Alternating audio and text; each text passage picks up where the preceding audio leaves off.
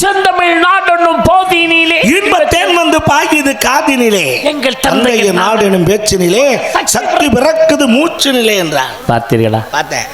தமிழை பேசும்பொழுது தனி சக்தி பிறக்க வேண்டும். அவன் தான் தமிழ். அது அங்க நிக்குது. ஆமா, எப்படி இதெல்லாம் படிப்பு சிறப்பு. நன்றி. யாம் அறிந்த மொழிகளிலே தமிழ் மொழி போல் இனிதாவது எங்கும் காணோம் என்று அழகாக சொன்னானே பாரதி.